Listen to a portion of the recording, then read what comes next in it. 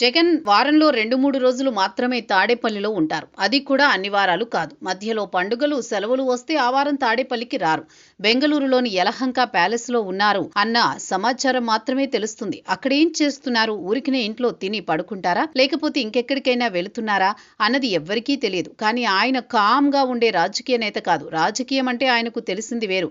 అలాంటి రాజకీయం చేయడానికి ఆయన తన శక్తినంతా ఉపయోగిస్తారు. ఇప్పుడు బెంగళూరు ప్యాలెస్లో ఉండి ఆయన అదే రాజకీయ వ్యూహాలు అమలుకు ప్లాన్ వేస్తున్నారని టీడీపీ వర్గాలు బలంగా నమ్ముతున్నాయి.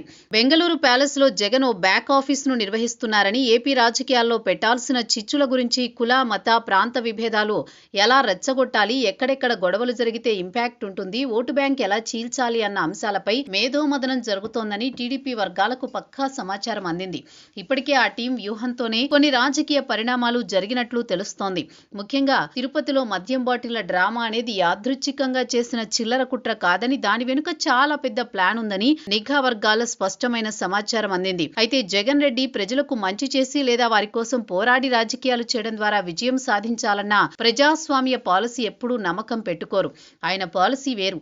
గతంలో ఆయన ఒకసారి విజయం సాధించారు. అప్పుడు కేవలం కులాన్ని బూచిగా చూపి గెలిచారు. కానీ ఆయన కుల కుట్రల తర్వాత బద్దలైపోయాయి. ఇప్పుడు మరోసారి అలాంటి ప్లాన్లే వేస్తున్నారు.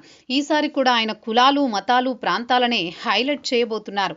రాయలసీమకు తానే అన్యాయం చేసినా అది చంద్రబాబే చేశారని ప్రచారం చేయడానికి ఇప్పటికే గ్రౌండ్ వర్క్ రెడీ అయిపోయింది. ఇక పవన్ ను టార్గెట్ చేసేందుకు సోషల్ మీడియాలో జనసేన కోసం పోస్టులు పెట్టి పదవులు రాని వారిని గోదావరి జిల్లాల్లో చేర్చుకుంటున్నారు. గుళ్లలో అపవిత్రత పేరుతో ఇప్పటికే మత డ్రామాలు కూడా ప్రారంభించారు. ఇవన్నీ యాదృచ్ఛికంగా జరుగుతున్నవి కావని జగన్ రెడ్డి రాజకీయాల గురించి తెలిసిన వారికి స్పష్టత ఉంది.